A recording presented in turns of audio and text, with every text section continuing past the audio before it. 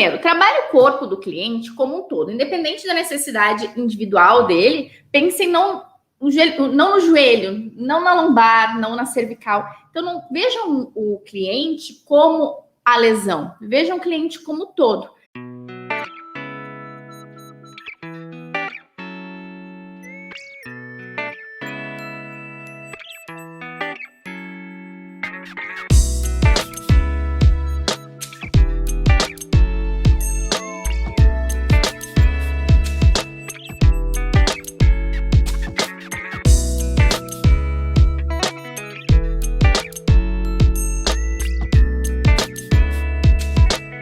Vamos ao assunto de hoje. O assunto de hoje é casos especiais. Sabe aqueles alunos que são casos especiais, que não é um aluno que faz pilates porque quer melhorar a postura, porque não gosta de fazer musculação? É aquele aluno que precisa fazer pilates porque o médico mandou. Então, dentro desses casos especiais, dentro desses alunos especiais aí que a gente precisa dar um pouco mais de atenção, tem 3 tipos que você não pode ter medo de atender.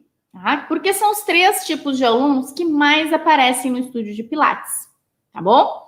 E a gente vai falar um pouquinho desses alunos agora nessa live e como fazer o atendimento deles, tá? Bom, quais são, né, esses tipos de alunos desses casos especiais? A gente pode separar em 2 grupos, tá? Em 2 grupos de alunos. Os alunos que são em casos especiais porque tem algum tipo de lesão, né? Seja lesão no joelho, lombar, pescoço, quadril, ou que são casos especiais que estão passando por um momento especial, existe uma necessidade especial no atendimento deles, que aí a gente tem gestantes, crianças, idosos, obesos. E eu peguei aqui 3 tipos para a gente estudar hoje, mas vamos fazer um apanhado geral sobre os casos especiais antes de eu entrar especificamente nesses 3 tipos de alunos, tá bom? Então, primeiro, trabalhe o corpo do cliente como um todo, independente da necessidade individual dele. Pensem não no joelho, não na lombar, não na cervical. Então, não vejam o cliente como a lesão, vejam o cliente como um todo. E trabalhe o corpo como um todo, foque nos pontos fortes dele, não foque na lesão, não foque na dor, tá? Então, veja ele além da lesão, além da dor, tá? É assim que a gente inicia a cura através do movimento. Então, quando o cliente chegar, e ele é um caso especial, avalie como que ele se movimenta, como que ele anda, avalie a linguagem corporal dele, né? Como é que ele está se comunicando, se ele é um pouco mais fechado, retraído, tímido, né? Porque a partir dali desses gestos, do posicionamento dele, de como que ele se movimenta, como ele se posiciona, você já pode ter uma ideia da origem da lesão dele. Então, a gente não se lesiona assim da noite para o dia, né? É uma sequência de eventos que acabam levando àquela lesão. Pergunte para ele qual foi a origem daquele problema dele, daquela lesão, daquela dor, né? Se for um caso de lesão.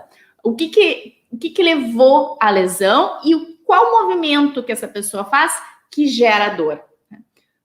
Há quanto tempo essa pessoa tem esses sintomas? Se o médico já liberou para os exercícios, porque muitas vezes a pessoa está fazendo lá fisioterapia, a indicação do médico é fazer a fisioterapia e depois fazer aplicação de gelo, repouso, enfim, e a pessoa quer fazer mais pilates, e aí, se o médico não liberou, se não é o momento ainda, tem esse resguardo, né, com você, afinal de contas, por mais que o aluno tenha procurado, você, qualquer coisa que aconteça em aula, qualquer questão em aula, é responsabilidade sua. Então, tenha esse resguardo, pergunte se o médico já liberou para fazer exercícios.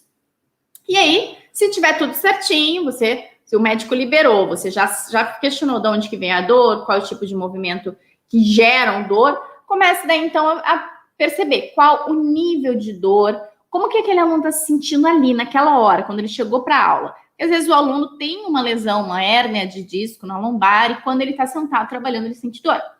Mas ele nunca nem parou para perceber que é só quando ele está sentado trabalhando. E aí, quando você pergunta se ele está sentindo dor, ele, agora eu não estou sentindo dor.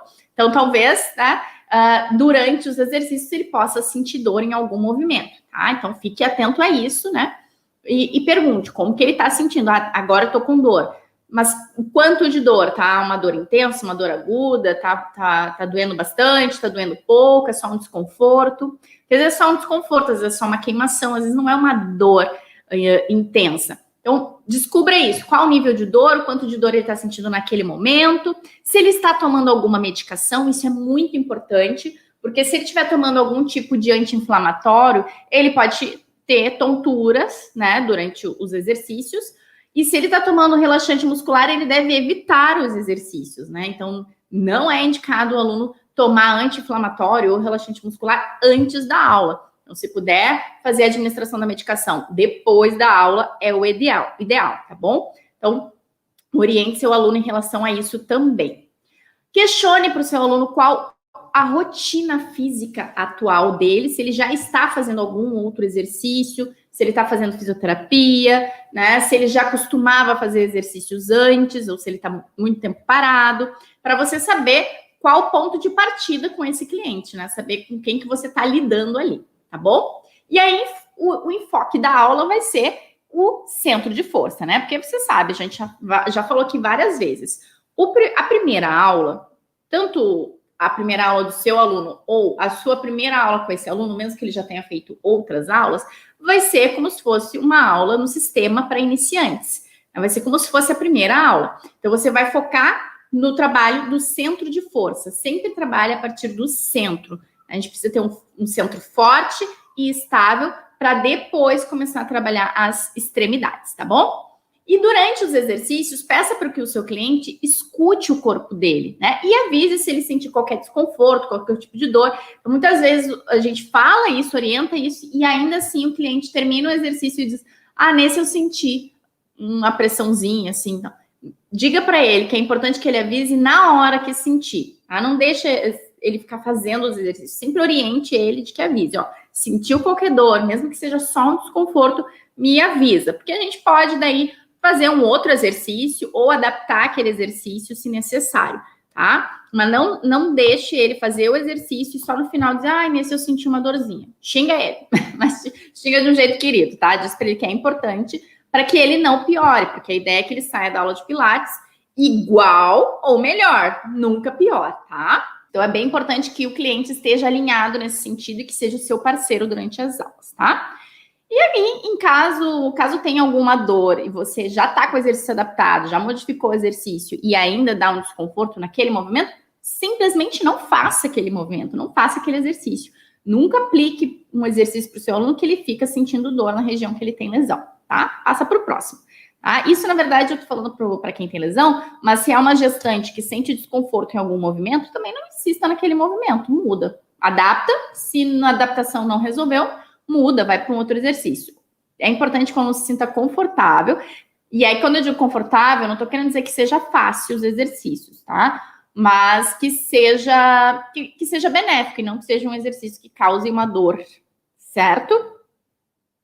Além disso, é importante que você esteja presente na aula com o seu aluno em constante avaliação do corpo, tá? Que você fique sempre olhando os movimentos e usando aquele seu termômetro. Lembra que a gente já falou de termômetro aqui?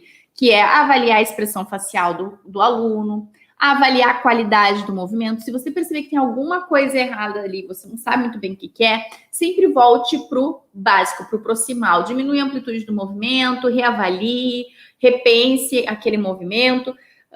Claro que seria o ideal a gente aqui discutir exercício por exercício, mas não tem como, mas parta do princípio que se tá alguma coisa ali que não te agrada os olhos, diminui as amplitudes, trabalha mais no básico, ok?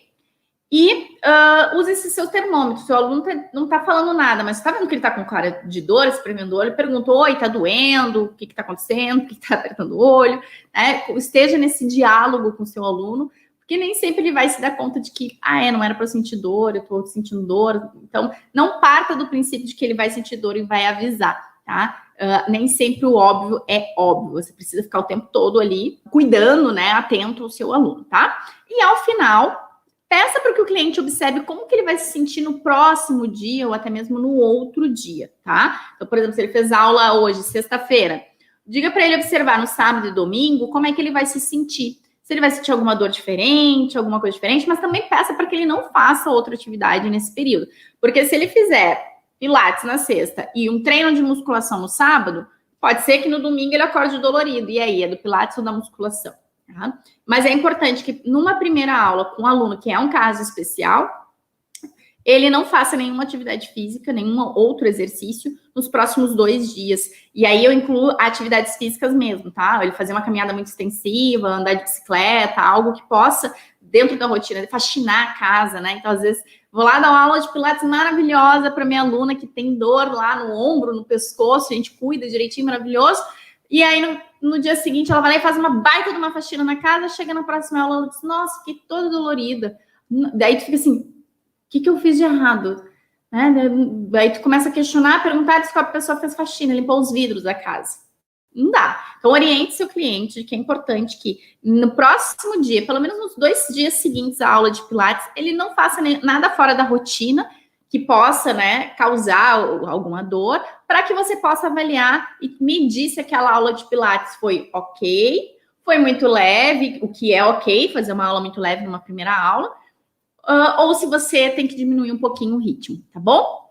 Então, isso são algumas medidas de cuidado para que você não corra risco de passar do ponto com esse aluno, tá bom? E de se proteger, de ter algum tipo de parâmetro, tá? De avaliação sobre a sua aula, tá?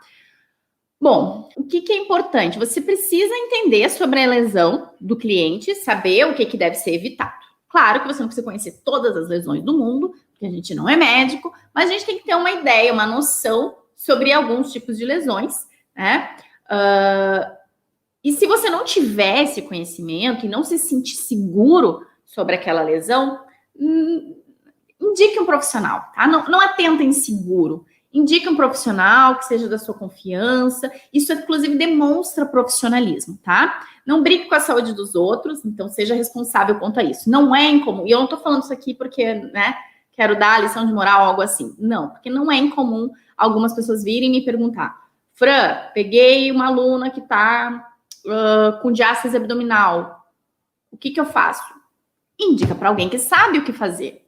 Eu não vou te dizer o que fazer, porque eu nem conheço essa pessoa, eu não sei como está o nível de diástase abdominal dela, eu não sei o histórico dela. Então, aqui, para eu poder te dizer o que fazer com ela, eu vou ter que te perguntar. Ela já fez exercício antes, sim ou não?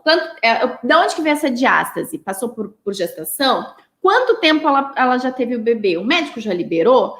Ah, já faz 1 ano. Tá, nesse 1 ano ela fez algum outro exercício? Não fez? Qual o tamanho da diástase? O que acontece quando ela flexiona o tronco à frente? Então, tem que é uma variação, são tantas variáveis que eu preciso saber para poder aplicar exercícios para uma pessoa que tem diástase abdominal, que eu não vou passar isso assim, numa mensagem de WhatsApp, a não ser que eu conheço, já fiz isso com colegas que trabalham comigo, que estão comigo, que eu vejo a pessoa, que eu encontro ela, e que aí eu sei o nível de conhecimento dessa pessoa e ela tem alguma dúvida ou outra, eu consigo orientar. Agora, uma pessoa que eu não conheço, que atende uma outra cliente que eu não conheço e não sei o histórico, não tem como, gente.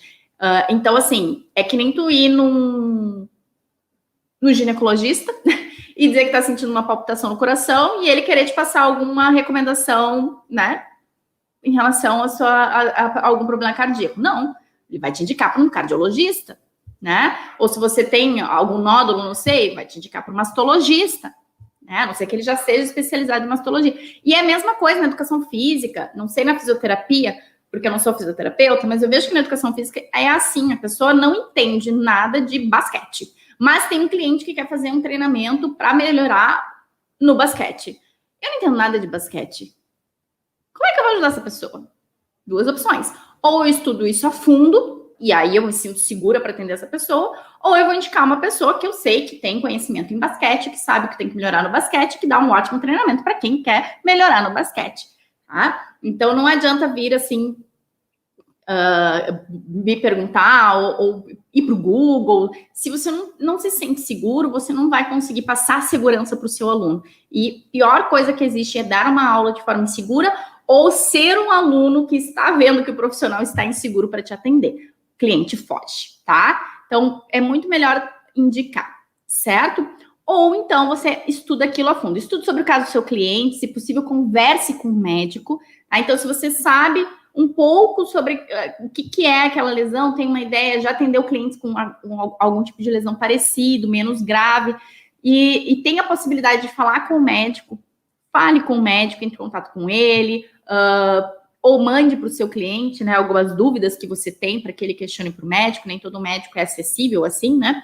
Faça uma pesquisa detalhada sobre aquele assunto, né? Se possível, assista um outro profissional dando aula para um cliente que tem aquele mesmo tipo de lesão, né? Então, se é um cliente com espondilolistese, gente, o que é uma espondilolistese? Ah, tá, descobri, tá, deslizamento da vértebra lá, ok, nunca atendi, mas eu vou perguntar para o fulano que eu sei que ele já atendeu. Vai lá, pergunta para ele, se ele tem um cliente que tem uma lesão igual, pede para observar uma aula dele, tenta ir a fundo, né, para poder ajudar esse cliente, tá? Então, é por isso que eu digo que é sempre bom vocês terem um mentor, né, procurar alguém, um instrutor que seja um ponto de auxílio para vocês, que seja mais experiente do que você e que possa ser consultado para te ajudar nesses momentos, tá?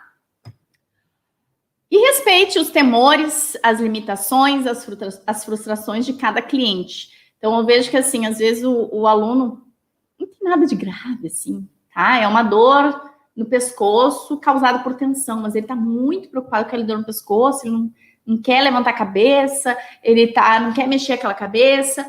Respeite o medo do seu cliente. Então, recentemente eu estou atendendo, eu dizer que estava, né, mas eu ainda atendo ela, uma cliente que está com uma lesão de quadril, ela não conseguia estender a perna e estava vindo mancando, tá? Ainda estava em processo de investigação, o que era, né, a lesão do quadril, depois ela viu, era uma sequência de desgaste, enfraquecimento, inflamação na bursa, enfim. Ela estava com muito medo de colocar carga naquela perna, embora ela precise fortalecer, ela estava com medo e ela estava, né, receosa de fazer muito exercício.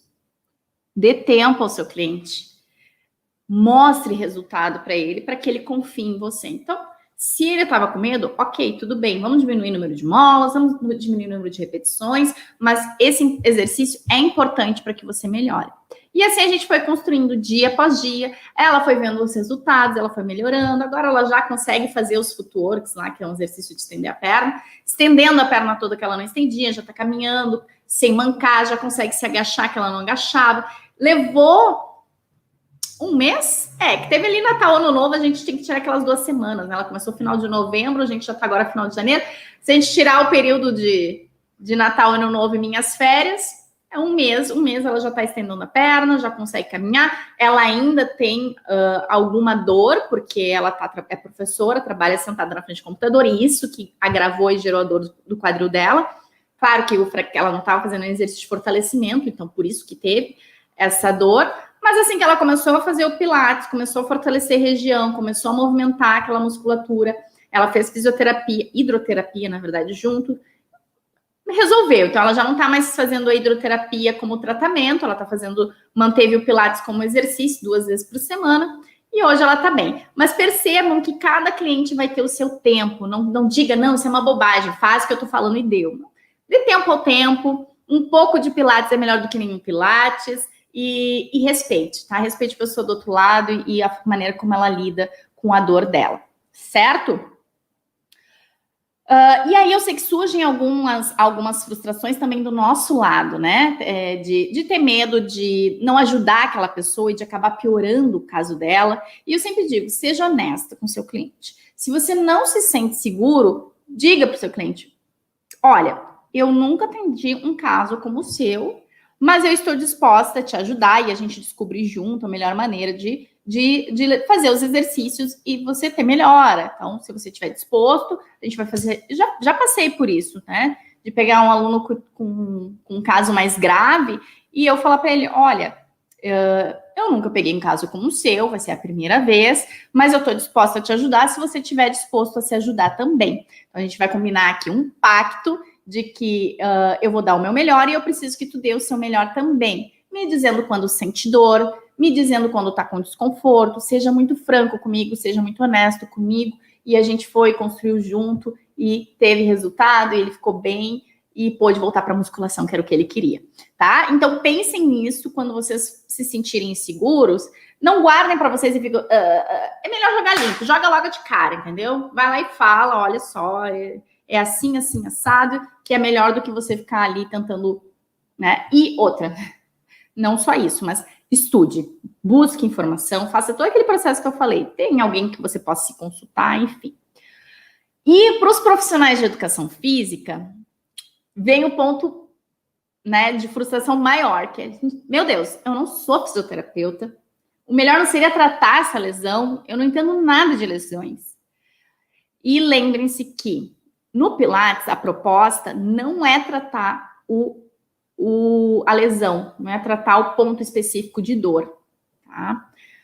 Existe fisioterapia para isso. Não sou fisioterapeuta, né? Porque é da educação física, não é fisioterapeuta, se pergunta. Mas o melhor não é tratar a lesão. Sim, se a pessoa tem uma lesão, ela tem que tratar a lesão. Como é que ela vai tratar a lesão? Indo no médico, tomando medicação que o médico vai mandar. Se ele indicar fisioterapia, fazendo fisioterapia. Se o médico indicar pilates, a gente vai fazer pilates, a gente não vai tratar a lesão. O foco do pilates, a proposta do pilates não é tratar o ponto de dor específico, tá? Eu já expliquei isso aqui. No pilates, o corpo é um todo, é um 100%. Se a pessoa tem uma lesão no pescoço, aquilo ali representa 1% do corpo dela. Eu não vou movimentar aquilo ali e vou deixar o pescoço dela apoiado, a cabeça dela apoiada e vou mexendo outras partes do corpo, certo?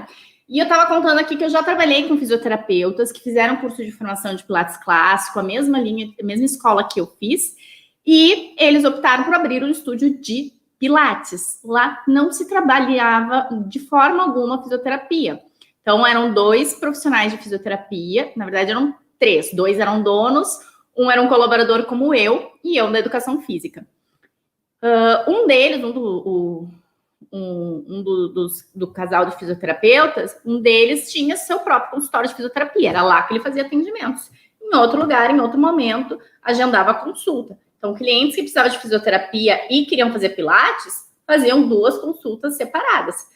Não tinha nada a ver uma coisa com a outra. No Pilates não se tratava lesão, se fazia exercício para, consequentemente, melhorar a lesão, não ter mais lesão, evitar a lesão, tá? Então, não pensem no método Pilates como um tratamento. Quem é fisioterapeuta e quer usar o Pilates como um instrumento dentro da fisioterapia, não tem problema, sei lá, é fisioterapia daí. Agora, falando de aula de Pilates, o nosso enfoque vai ser olhar o indivíduo como um todo. O que a gente acredita? Que aquela lesão no pescoço está sendo causada por uma disfunção, né? Ele está fazendo alguma coisa no dia a dia dele que causou aquela lesão. Tem algum desequilíbrio no corpo daquela pessoa que causou aquela lesão. Então, a gente vai trabalhar o equilíbrio do corpo, trabalhar o fortalecimento e flexibilidade do corpo como um todo. E a partir do momento que eu conseguir direcionar as forças para o lugar correto, vai parar de sobrecarregar aquela região. Aquela região vai precisar de fortalecimento também, mas tudo no seu tempo, tá? Então, quando o aluno tem uma lesão, não tem enfoque na lesão, tem enfoque no indivíduo como um todo, o corpo dele como um todo. Se exercitando, vai melhorar o fluxo sanguíneo, o próprio corpo, então, vai fazer aquela limpeza, aquela regeneração no local, e vai fortalecendo as musculaturas que estão enfraquecidas e dando suporte para aquela região que está com a lesão. Certo? Então, é importante nós, como profissionais de educação física, que não temos esse background de lesões, estudarmos sobre isso, fazer cursos sobre isso, sobre lesões, mas também cursos de Pilates que nos orientem sobre esse tipo de aula para esse tipo de público, tá bom? Bom, então, para isso, para a gente conseguir, né, atender clientes que são casos especiais, é isso, tem que estar em constante estudo, tem que ter alguém que seja experiente, que possa te guiar, que possa te orientar, ter um método de trabalho que te oriente como fazer com casos especiais. Então, quando eu fiz a minha formação, eu tive a orientação de como adaptar os exercícios de Pilates para diferentes casos, e depois eu segui estudando para outros casos, como eu iria fazer. Assim, não importa se vem um cliente que tem uma lesão na lombar que eu não conheço, porque eu já sei como eu tenho que adaptar uma aula de Pilates para quem tem lesão na lombar, independente da lesão que seja. Eu já sei como que eu tenho que fazer uma aula de Pilates para um aluno que tem uma lesão no joelho, independente da lesão que seja. Se fez cirurgia de LCA, né, se foi menisco, lesão de quadril, não importa se é prótese ou se é degeneração, eu já sei o que eu tenho que fazer quando é uma lesão de quadril. Eu já sei o que eu tenho, o que eu posso, o que eu não posso, quando é, entendeu? É pela região que eu sei o que eu tenho que adaptar e modificar. Porque eu não vou tratar aquela lesão, né? E eu vou trabalhar o corpo como um todo. Embora eu tenha feito cursos também sobre lesões para eu saber, pelo menos, entender, certo? Então é importante conhecer também as lesões, mas é importante ter um método que já te deixe preparado, para não aparecer lá o cliente e você tá com as calças na mão, né? Vamos dizer assim. Mas é importante que tenha um método que já te oriente sobre isso, como fazer nesses casos, tá bom? Trabalhe com precisão, observe atentamente como se movimenta o corpo do aluno, como é que é o mecanismo do corpo dele. E talvez você comece a observar que, por exemplo, ele tem lesão na cervical, mas tudo que ele vai fazer, ele força o pescoço. Vai levantar uma perna, força o pescoço. Vai levantar um braço, força o pescoço. Tudo ele faz ali.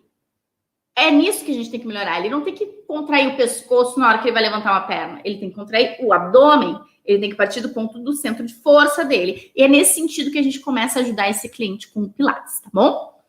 Não tem problema se a sua aula for mais curta, tá? A sessão pode ser mais curta. Então, eu prometo 1 hora de aula, mas com aquele aluno, com a limitação que ele tem, se eu fizer 1 hora de exercício, ele vai sair pior do que entrou. Então, não tem problema se você precisar fazer uma sessão mais curta, né? É melhor que você faça uma sessão mais curta e erre por excesso de cautela do que você acabar dando demais e aquele aluno saindo com muito mais dor do que quando ele entrou. E vamos então para os 3 tipos de clientes que não pode ter medo de jeito nenhum, porque são os que mais aparecem, tá? Os casos são cervical, lombar e gestantes, tá? Grandes grupos de cervical, grandes grupos de lombar e grandes grupos de gestante. Então, quando o aluno tem... Vamos começar pela cervical, tá? A cervical tem várias coisas, né? Pode ser desgaste, pode ser hérnia, pode ser... sei lá, a pessoa tá com uma contratura, enfim. Vários motivos de lesões ali de cervical, já tem inclusive clientes com prótese na cervical, tem várias questões aí na cervical. Mas quando não tem uma lesão na cervical, basicamente este é o protocolo. Se ele sente dor ao levantar a cabeça, mantenha a cabeça apoiada. Se a cabeça vai ficar apoiada, o ideal é que coloque um travesseirinho embaixo da cabeça, tá? Então, a gente tem aqueles tatuzinhos, né, que é um redondinho assim, que é para botar, não aqui, tá? Não é aqui que apoia. É bem aqui nessa curvatura. Tá? É para apoiar aqui e estimular essa curvatura aqui da cervical, tá? Então, a gente apoia aqui na nuca do aluno e ele fica ali, né? Para deixar o aluno assim também, né? Ajusta de uma maneira que o pescoço dele fique o mais alinhado possível. Se não tem, ok, pega um travesseirinho, né? Algo que não seja muito alto. Por exemplo, aqui eu tenho uma almofada. Ela não é o ideal, tá? É melhor usar algo do que não usar nada. Mas ela é muito alta, tá? Para o pescoço. Então, não pode ser algo muito alto, mas tem que ter algum travesseirinho, algum apoio ali para cervical, para a cabeça daquele aluno. Então, se ele sente dor ao levantar a cabeça, deixa essa cabeça apoiada em cima de um travesseiro, tá? Entretanto, essa região, essa musculatura da cervical, ela precisa ser fortalecida, tá? Muitas vezes o problema se origina justamente porque essa região está enfraquecida pela falta de força muscular ali.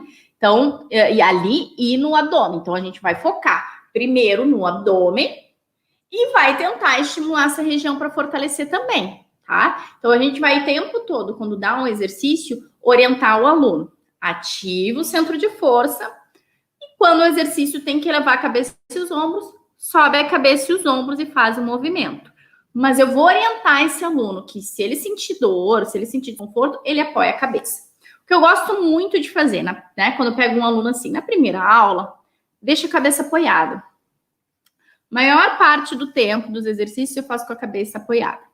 Na segunda aula, eu pergunto como é que foi, como é que ele se sentiu, e aí eu faço a metade das repetições com a cabeça apoiada, metade das repetições com a cabeça elevada, só invertendo, tá? Primeiro eu começo, né, vou fazer um 100, eu oriento ele a subir a cabeça e os ombros, 5 respirações com a cabeça elevada, apoia a cabeça, 5 repetições com a cabeça apoiada, tá? Então, eu começo sempre elevando a cabeça e depois ele descansa. Mesma coisa na hora dos abdominais. É importante estar com a cabeça elevada nos abdominais para fortalecer o centro, né? Se o aluno não consegue manter, eu vou pedir para ele fazer as repetições, as primeiras repetições com a cabeça elevada, e depois ele apoia a cabeça, né? Eu posso botar um small barrel, se eu tenho, ou eu posso botar algo mais elevadinho para ajudar ele a contrair ali o abdômen, tá bom? Então, basicamente, é isso. Eu vou orientar ele nas primeiras aulas a manter a cabeça apoiada, depois a subir a cabeça nas primeiras repetições, depois baixar, e depois, né, conforme ele entendeu o que é o exercício, porque é muita coisa, né? O exercício, a respiração, a concentração, ativar o abdômen. Eu quero que o foco dele esteja no abdômen no primeiro momento. Aí depois que ele já tá, enfim, consciente disso, eu vou dizer para ele, sobe a cabeça e os ombros, e caso tu sinta dor, tu apoia a cabeça. Tá? É importante orientar para ele, caso sinta dor ou desconforto, apoia a cabeça, mas continue se movimentando, tá bom? E vou evitar, né? Evitar qualquer exercício que leva o corpo para cima da cabeça. Então, jackknife com a perna para trás, corkscrew levando a perna para trás, não dá. Nesse tipo de aluno, não vai dar. E tem alguns alunos que, dependendo da lesão, não vai poder fazer nunca esses exercícios. Então, se a pessoa tem uma prótese lá na cervical e não dá para sobrecarregar a tensão na cervical, esse aluno nunca vai fazer o jackknife ali, tá tudo bem, tem uma série de outros exercícios que ele pode fazer, tá? Com o tempo que o aluno vai melhorando, aquela dor vai passando, a lesão cura, aí a gente pode começar a introduzir, mas até que se resolva a questão na cervical, evite exercícios que levam o corpo acima da cabeça, assim como rotações, né? Ou hiperextensões excessivas. Não quer dizer que o aluno não vai fazer, tá? Por quê? Por mais que a orientação do médico seja não fazer. E a gente não vai fazer nas primeiras aulas, porque lembra da aula que a gente fez, como montar a sua primeira aula? Rotação é um exercício mais avançado, né? Extensão é mais do que flexão, né? Então, lembra que a gente fez aquele esqueminha pensando nos tipos de exercícios, que são básicos, que são intermediários, que são avançados. Então, no começo, eu já não vou dar muita ênfase para rotações e hiperextensões de cervical. Mas no dia a dia é bem provável que o meu aluno se vire para falar com alguém, né? Tem gente que, dependendo da dor, faz assim, né? Robozinho, Robocop, né? Mas é comum que as pessoas olhem um pouco para o lado, façam um movimento leve, né? Vão olhar para cima, enfim. Eu vou poder fazer com esse aluno mais para frente rotações mais leves e suaves, tá? Nunca algo excessivo e intenso, tá bom? Isso é cervical. Se tem alguma dúvida sobre clientes com dor na cervical, escreve aí que eu vou responder, tá? Enquanto isso, vamos para o aluno com dor lombar. Mesma coisa, lombar a gente tem vários casos. Espondilolistese, hérnia na lombar, às vezes é só tensão, às vezes é desgaste, enfim. Tem vários casos de motivos para ter dor lombar, lesão de dor lombar. Qual é o protocolo? Se o aluno sente dor, a gente vai evitar exercícios sentados para evitar essa pressão que ocorre na lombar. Então, quando a gente está sentado, toda a sobrecarga está sobre a região da lombar, no cóccix ali, sacro, né? Toda essa região da lombar inferior, a parte bem baixa da coluna. Então, eu vou evitar exercício sentado se o aluno está com dor. Lembra que no início da aula você vai perguntar, você está com dor agora? Sim. Não vou dar exercício sentado. Não, vou ter cautela porque é a primeira aula ainda. Na segunda, se ele não tem dor, eu posso inserir um exercício sentado. Deu tudo certo, vou inserir outro. Mas sempre parta do princípio que se o aluno tem dor lombar, exercício sentado para ele é ruim no primeiro momento, tá? Depende, claro, de cada caso. Tá? Então, não é que você nunca vai dar. Você pode experimentar, mas se o aluno não estiver com dor, tá bom? Se ele estiver com dor, evite os exercícios sentados. Tem tanto exercício pra gente fazer deitado que não tem por que a gente querer na primeira aula dar os exercícios sentados, tá? Mesma coisa para as flexões de tronco.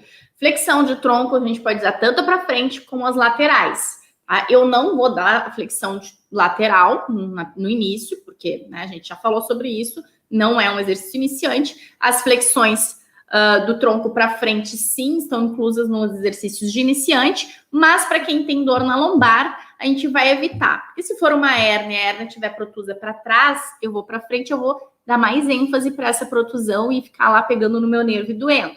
Certo? Mesma coisa se for lateral e a hérnia for lateral, né, para um dos lados, né? E as extensões também não vão ser extensões muito excessivas, porque também pode pressionar ali. Então, tudo depende do que um aluno sente dor, tá? Mas sentado e com flexão, geralmente não é uma boa combinação para quem tem dor lombar. Então, numa primeira aula, evite. Se ele não está com dor, eu vou incluir um exercício sentado, vou incluir uma flexão de tronco, e se ele não sentir dor, tudo bem, mas nada excessivo, certo? Então, evite exercício sentado, evite flexão de tronco quando o aluno estiver com dor. Tá? Trabalhe mais exercícios deitados, que eles dão mais conforto, tira aquela ação da gravidade, né? Descomprime as vértebras e foque sempre no trabalho do centro de força, tá? Em fortalecer o centro para dentro e para cima, tá? Não para dentro e para trás, porque senão a gente vai estar empurrando a mesma coisa, vai estar empurrando as vértebras lá para a lombar, criando pressão na lombar. Então, sempre o abdômen para dentro e para cima, como se estivesse fazendo um esculpindo, né? Afinando a cintura, aquela sensação de lift do abdômen para dentro e para cima, ok? Então, foque nisso no aluno que tem dor na lombar. Primeira aula, segunda, não, até a quinta aula, pelo menos. Trabalhe mais exercícios deitado, trabalhando bastante enfoque no centro de força, para ele não colocar pressão na região da lombar, tá bom? Trabalhe bastante o exercício de pelve neutra.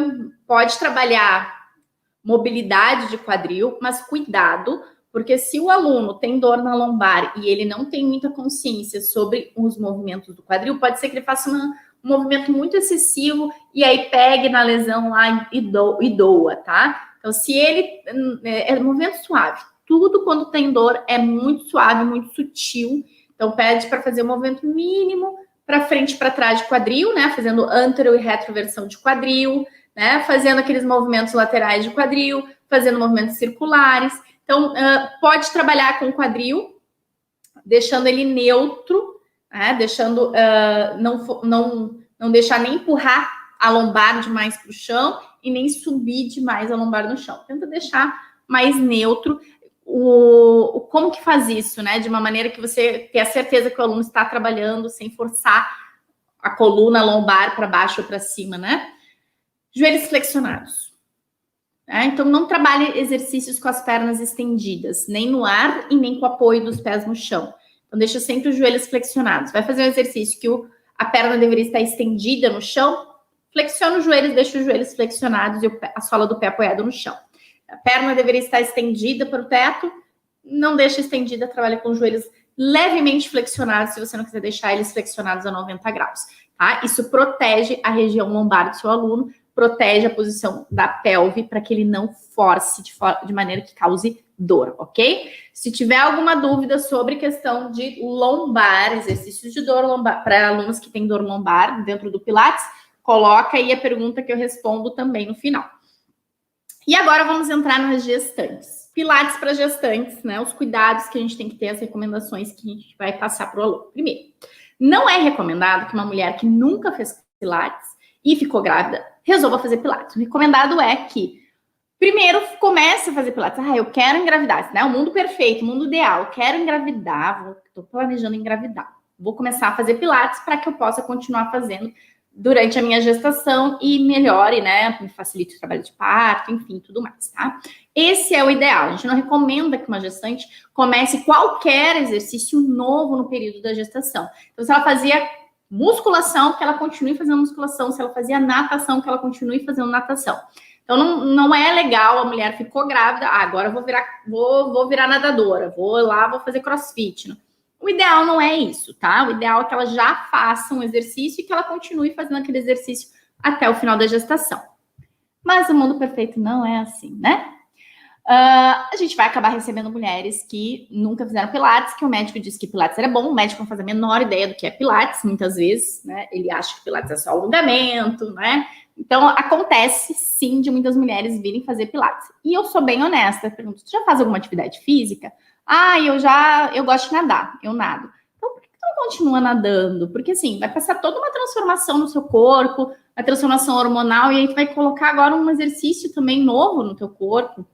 É porque tu não sabe lidar ainda. Tu não sabe lidar nem quando o teu centro de força tá no lugar ali. Imagina agora que teu centro de força tá se deslocando.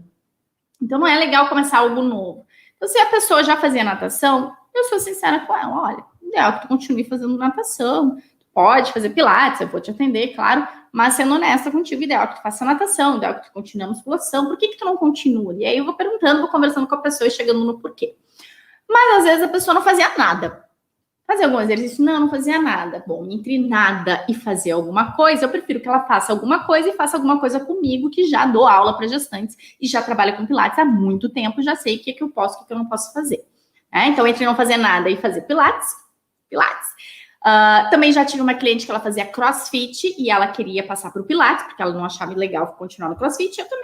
Eu não vejo problema se ela se sentisse segura em continuar o crossfit, mas já a partir do princípio que ela achava que não era legal, então ela ia fazer o crossfit se sentindo insegura, não ia ser legal para ela. Então, eu recebi ela no pilates também. É uma atividade física moderada, o pilates não vai ter problema dela fazer, dela seguir. E ela já fazia um exercício, ela já tem uma consciência corporal, isso também facilita o trabalho no pilates.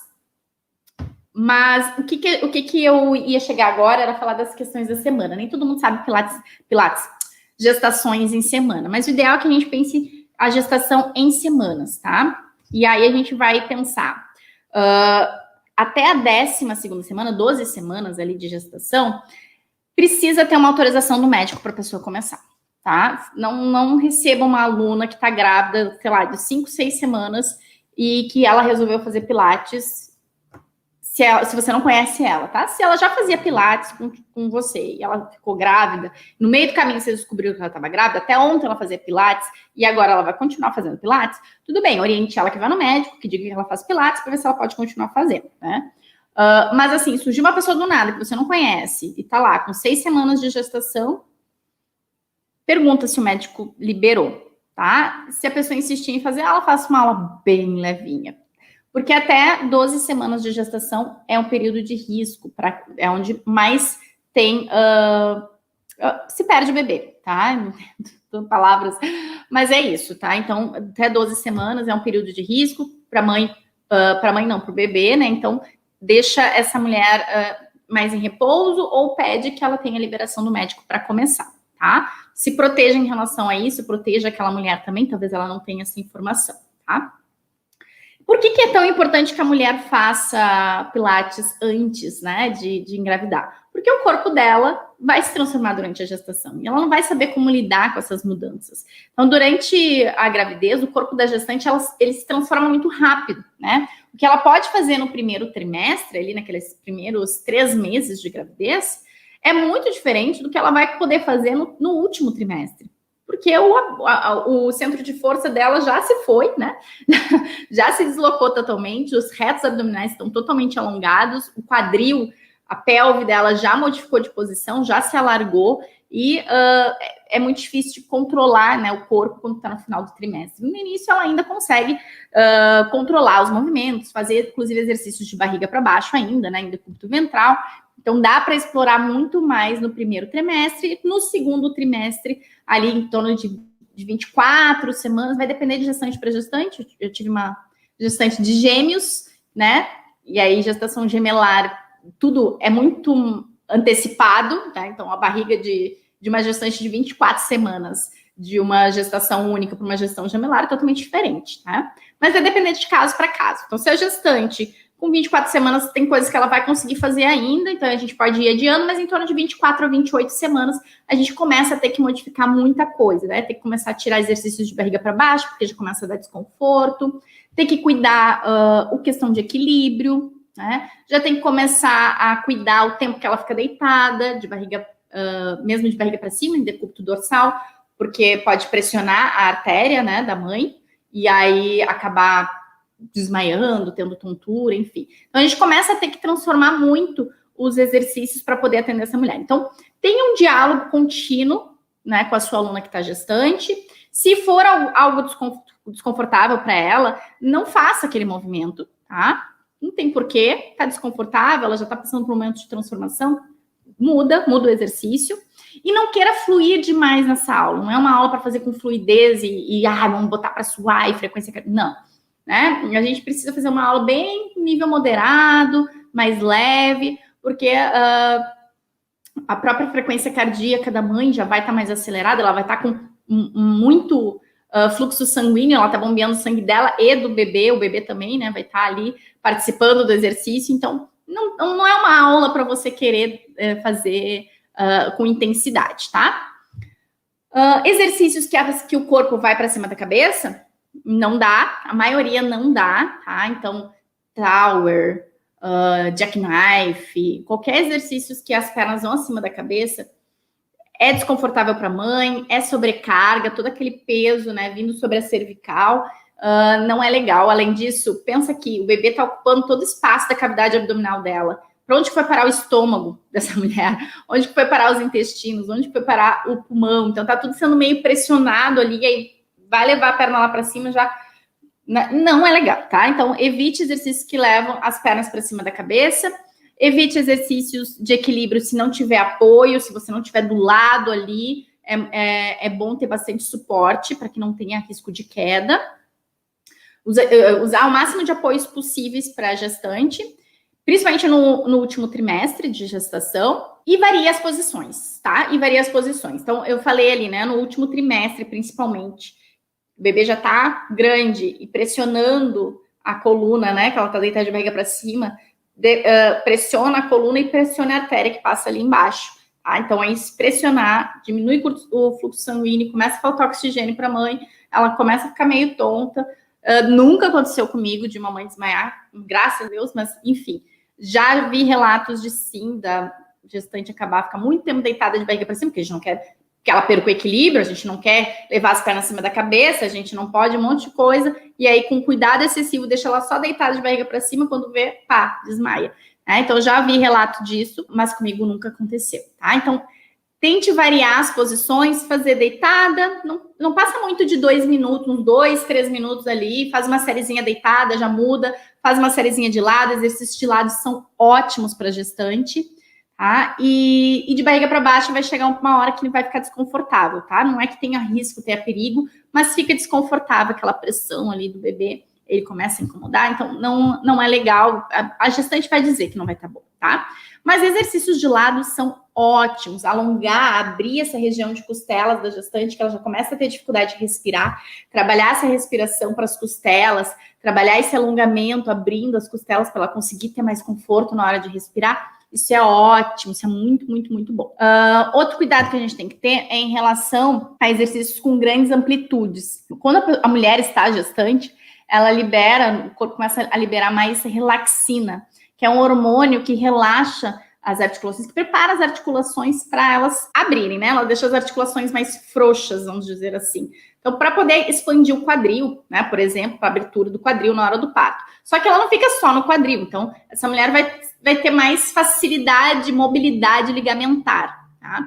Então, às vezes pode acontecer, inclusive, da gestante torcer o tornozelo durante a gestação, ela não sentir muita dor, e depois que ela tem o trabalho de parto, ganha o bebê, depois de um tempo ela vai lá e começa a sentir dor no tornozelo. Começa a passar o efeito, começa a diminuir a relaxina no organismo, e aí ela começa a descobrir algumas dores causadas por lesões que ela teve antes, por aquela torção de tornozelo que na época não doeu e que agora ela começa a sentir. Então, evite exercícios em grandes amplitudes, com carga, tá? Então, sei lá, exercício de mola, né, com carga e vai fazer grande amplitude. Não, você vai fazer um exercício de perna numa amplitude grande, faz um sidekicks do mat lá, sem nada, sem nenhuma sobrecarga externa, ela com o corpo dela, deitadinha de lado, super seguro, tá? Então, sobre gestantes, é isso, tá? Ideal é que ela já faça pilates antes, mas se ela não fazia nada e vai começar pilates e você se sente seguro para atender uma gestante, é melhor que ela faça o pilates com você do que ela continue não fazendo nada e aí corre o risco de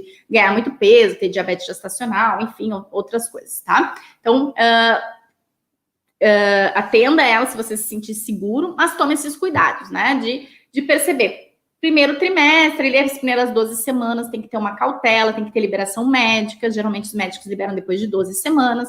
Depois, avalie um macete que é legal de avaliar, porque assim, depois de 24 semanas é muito variável, tá? Vai depender muito de gestante para gestante. Mas algo que o meu olho, assim, bate, que eu já sei mais ou menos quantas semanas a pessoa tá, eu erro, assim, entre 24 e 26, é quando a barriga passa da linha do seio, tá? Então, quando a barriga da gestante em pé ainda tá aqui atrás ou na linha do seio, ela provavelmente ainda não tá com 24 semanas. Né? Quando passa da linha do seio, que ela tá em pé, e passa um pouquinho aqui, a barriga começa a passar, provavelmente essa gestante já tá com mais do que 24 semanas, ou tá com 24 semanas, tá? E aí a gente começa a ter que tomar cuidados, tá? E aí, provavelmente, os exercícios de barriga para baixo, ela já vai estar desconfortável, você já vai ter tirado, e os exercícios de barriga para cima, a gente tem que começar a cuidar e avaliar.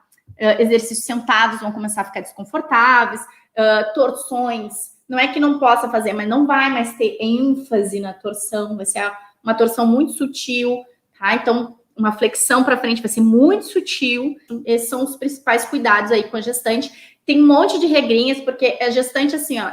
É gestante de primeiro trimestre, é gestante de segundo trimestre, é gestante de terceiro trimestre. É uma gestante que está com sobrepeso, é uma gestante que está sem sobrepeso. É uma gestação única ou é uma gestação, ou são gêmeos, né? Gestação gemelar. São várias variantes, mas essas são as regrinhas que meio que vale para todas, tá? Muito obrigada pela participação. Beijo, beijo.